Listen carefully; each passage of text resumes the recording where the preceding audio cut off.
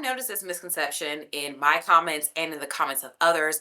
Let's clear this up today. A curl cut is not a particular look.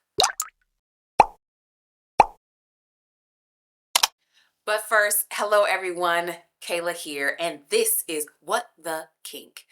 So, the first thing that I would like to say about this is that a curl cut is a technique. It is a way of cutting the hair, it is the state of the hair being cut. So, it is something is considered a curl cut simply by the fact that the hair is in its curly state and it is being cut in that state. So just like if you have a blowout and you get your hair cut blown out, it's a blown out cut.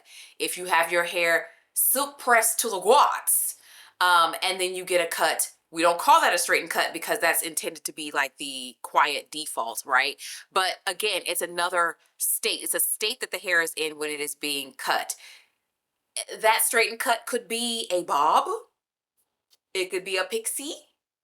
It could be someone with floor length hair. We don't really know what the look is by saying the state. So when you say curly cut or a curl cut, it is not indicating a particular look. But people are commenting on like, and this is not even on a recent video, y'all. I sometimes store these video ideas. So people are commenting on some of my content and in other content as though a curl cut is a particular look. So they're like, all curl cuts are ugly. But it's like, okay, what kind of curl cut is it? Is it, what type of shape is it? Is it a short curl cut? Is it long? Is it tight curls? Is it loose curl? You know what I mean? So it's not a particular look. So when someone says, oh, so-and-so went to get a curl cut, that tells me nothing. Like, I don't really know what kind of cut it is the person got. Like, okay, great. We now know how they got it cut. What other details can you give me? And with that being said, I would also point out that you can make somewhat of a generalization when it comes to the approach of different stylists when it comes to doing these curl cuts. Typically, stylists that primarily cut type 3 hair or specialize in type 3 hair or learned cutting techniques that are more so targeted towards type 3 hair, they usually tend to cut the hair in a way that the hair is shorter on top and longer on bottom. That's when you get these like heart shapes. That's where you see the people with the big like voluminous froze that are on curly, like loose curly hair. So people, I have heard people, quote this many times that curl cuts were originated and created for loose curlies to get volume. And if you're specifically talking about this style of cutting with the shorter on the top and the long on bottom, then of course, yes, that is a style of cutting that would give you more volume. However, flipping it to people who specialize in type 4 hair or people who primarily cut the hair of like kinky, coily naturals, those people tend to cut the hair in a way in which the hair is long on top and short on bottom.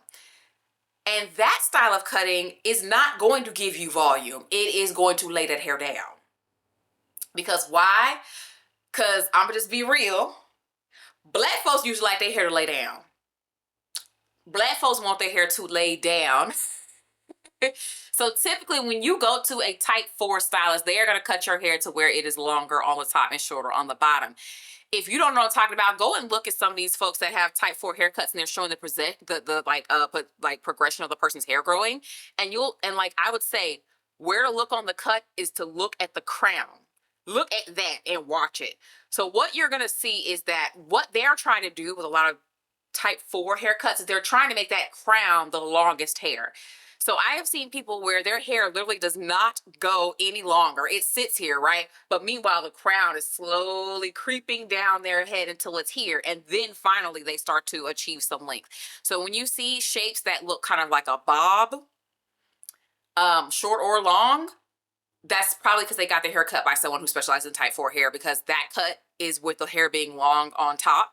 And that cut usually produces hair that lays down. Even if you have shorter hair, that's why so many of them love to cut people into the typical taper, because the taper is a style that easily grows into a bob. And then as you get longer hair, you can get it cut into a bob. So the really long hair that you guys saw that I had on here, it's kind of hard to I guess, explain this conceptually, but that hair was cut into a bob, at least the last 2 years or so before I got it cut.